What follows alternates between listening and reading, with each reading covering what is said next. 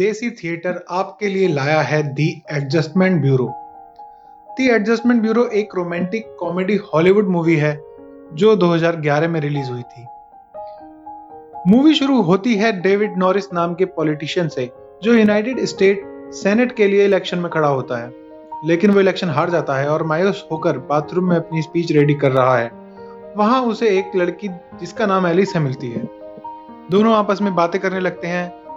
इसके बाद वो दोनों किस करते हैं, तो हमें ये देखने को मिलता है कि इन दोनों में एक अजीब सा मैजिकल कनेक्शन है। एलिस की बातों से मोटिवेट होकर डेविड एक मस्त स्पीच देता है जो उसे बहुत ही पॉपुलर बना देती है।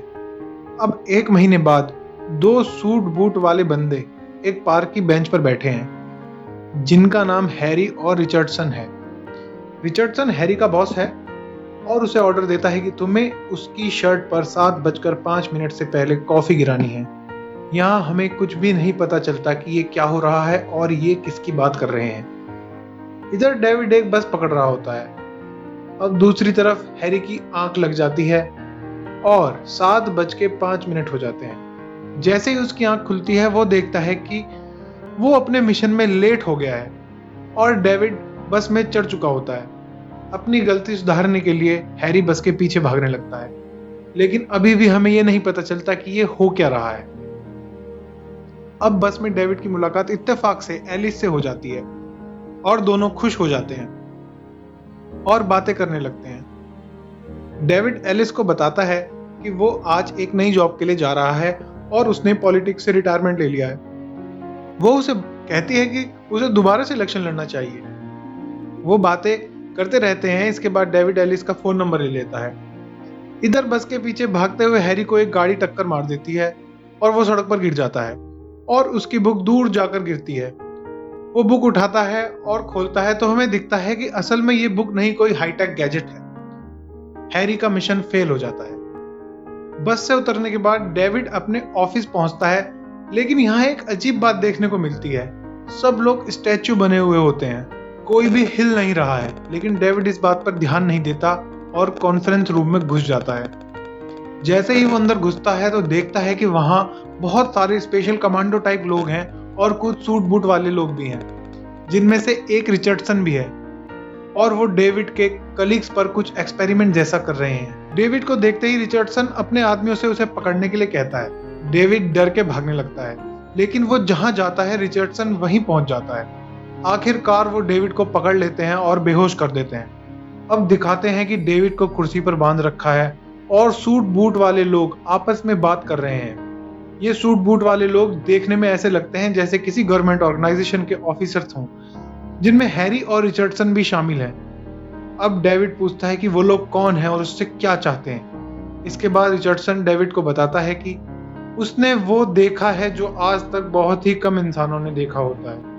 वो डेविड को बताता है कि वो लोग इंसानों की लाइफ में एडजस्टमेंट्स करते हैं ताकि इंसान प्लान के हिसाब से ही चलें। और आज डेविड की शर्ट पर कॉफी गिरनी होती है जिससे उसकी बस मिस हो जाए और वो ऑफिस लेट पहुंचे। और रिचर्डसन डेविड से कहता है कि अगर उसने किसी भी दूसरे इंसान से कुछ भी बताया जो उसने आज देखा है तो वो उसका पूरा दिमाग रिसेट कर देंगे और डेविड जिंदा लाश की तरह बन जाएगा। इसके बाद रिचर्डसन डेविड से कहता है कि वो एलिस को भूल जाए क्योंकि वो प्लान का हिस्सा नहीं है। और जिस पेपर पर डेविड ने एलिस का नंबर लिया होता है, रिचर्डसन उसे जला देता है। इसके बाद ये लोग डेविड को उसके ऑफिस में फेंक देते हैं। अब डेविड का दिमाग खराब हो जाता है और वो पूरे दिन ये सोचता रहता है कि आखिरकार ये हुआ क्या। अब डेविड एक कैफे में बैठा है और एलिस का नंबर याद करने की कोशिश कर रहा है और हैरी वहां आ जाता है और उससे कहता है कि तुम्हारी पूरी जिंदगी उलट पुलट हो गई है और तुम अब भी उस लड़की के बारे में ही सोच रहे हो।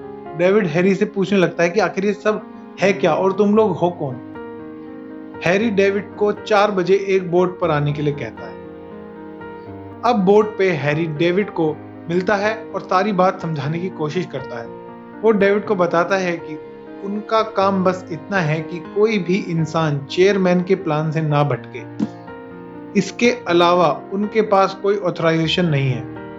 और बोट पर हैरी डेविड को इसलिए बुलाता है क्योंकि वाटर उनकी एबिलिटीज को ब्लॉक कर देता है और उसके बाकी साथियों को ना पता लगे कि वो डेविड से मिल रहा है। डेविड पूछता है कि क्या हैरी एंजल है, तो वो कहता है कि हाँ, उन लोगों को उस नाम से भी जानते हैं। इसका मतलब जिस चेयरमैन की हैरी बात कर रहा होता है वो कोई और नहीं, खुद गॉड है, और वो सभी सूट बूट वाले लोग गॉड की आर्मी ऑफ एंजल्स हैं। डेविड पूछता है कि वो उसकी मदद क्यों कर रहा है, तो हैरी उसे कहता है कि उसके पास अपनी वजह है। हैरी डेविड से कहता है कि एलिस को भूल जाए और अपनी लाइफ में आगे बढ़े, क्योंकि अगर वो उसे ढूंढने की कोशिश भी करेगा तो बाकी के एंजल्स उसे ऐसा नहीं करने देंगे। हम सभी को पता है कि इंसान की एक कमजोरी है कि उसे जिस काम को मना करा जाए वो वही काम करता है और उसे उस काम को करने में ज्यादा मजा आता है। ऐसे ही 3 साल निकल जाते हैं। डेविड रोज उसी बस में अपने ऑफिस जाता है, इस उम्मीद में कि एक दिन उसकी फिर से एलिस से मुलाकात होगी। एक दिन वो बस में बैठा हुआ जा रहा होता है कि उसकी नजर एलिस पर पड़ जाती है, जो सड़क किनारे पैदल कहीं जा रही है। डेविड वहीं बस रुकवाकर उतर जाता है और एलिस को रोकता है। एलिस डेविड को देखकर शॉक्ड हो जाती है और उससे पूछती है कि 3 साल से उसने कांटेक्ट क्यों नहीं किया था। तो डेविड उसे बताता है कि उसका वॉलेट किसी ने छीन लिया था। 3 साल से वो एक ही बस से ऑफिस जा रहा है, इस उम्मीद से कि वो एक दिन एलिस से मिलेगा। उधर दूसरी तरफ रिचर्डसन के ऑफिस में एक दूसरा सूट वाला आदमी आता है और बताता है कि डेविड फिर से एलिस से मिला है और वो दोनों अपने प्लान से भटक रहे हैं। अब डेविड और एलिस ब्रेकफास्ट कर रहे हैं। डेविड एलिस को बताता है कि वो फिर से इलेक्शन में खड़ा हो रहा है और एलिस उसे बताती है कि वो एक बैले डांसर है।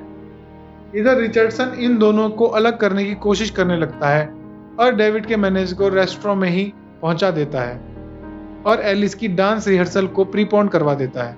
अब डेविड अपनी स्पीच देने के लिए चला जाता है और एलिस डांस के लिए चली जाती है। स्पीच के बाद डेविड समझ जाता है कि एंजल्स कुछ गड़बड़ कर रहे हैं। वो एलिस से मिलने के लिए चला जाता है।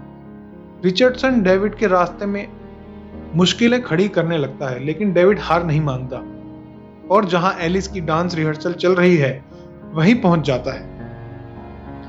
अब ये केस रिचर्डसन के हाथ से निकल जाता है और वो अपने सीनियर के ऑफिस में जाता है तो पता चलता है कि डेविड और एलिस के प्रेजेंट प्लान से पहले भी एक प्लान होता है जिसमें उनको एक होना होता है, लेकिन किसी वजह से वो प्लान बदल दिया जाता है। पुराने प्लान के इफेक्ट की वजह से ही डेविड और एलिस बार बार मिलते हैं और एक दूसरे की तरफ अट्रैक्ट होते हैं। अब ये केस सीनियर ऑफिसर थॉमसन को मिलता है ताकि जल्दी से जल्दी इस फसाद को निपटाया जा सके। उधर दूसरी तरफ एलिस और डेविड एक दूसरे के साथ दिन स्पेंड करते हैं और दोनों को ये एहसास होता है कि वो एक दूसरे के लिए बने हैं। दोनों की एक दूसरे को बहुत पसंद करने लगते हैं और साथ में ही नाइट स्पेंड करते हैं। अगले दिन एजेंट थॉमसन डेविड से मिलता है और उसे बताता है कि उसे एलिस का साथ छोड़ना पड़ेगा। अगर वो ऐसा नहीं करेगा तो डेविड, जिसको फ्यूचर में यूएसए का प्रेसिडेंट बनना है, वो नहीं बन पाएगा और एलिस, जिसे फ्यूचर में एक वर्ल्ड क्लास कोरियोग्राफर बनना है, वो भी नहीं बन पाएगी। अब इसके बाद डेविड एलिस के डांस शो में जाता है। एलिस बहुत अच्छा डांस कर रही होती है, लेकिन एजेंट थॉमसन उसे अपनी पावर से गिरा देता है और उसके पैर में फ्रैक्चर हो जाता है। ये सब देखकर डेविड डर जाता है कि कहीं उसकी वजह से एलिस की लाइफ न स्पॉइल हो जाए, इसीलिए वो एलिस को छोड़ देता है। उधर रिचर्डसन और हैरी बात कर रहे होते हैं तो हैरी कहता है कि क्या तुम्हें लगता है कि जो हम कर रहे हैं वो सब सही है? रिचर्डसन कहता है कि ये सब कुछ चेयरमैन के प्लान का ही हिस्सा है, इसलिए हैरी को ज्यादा परेशान नहीं होना चाहिए। ऐसा लगता है जैसे हैरी डेविड की केयर करता है।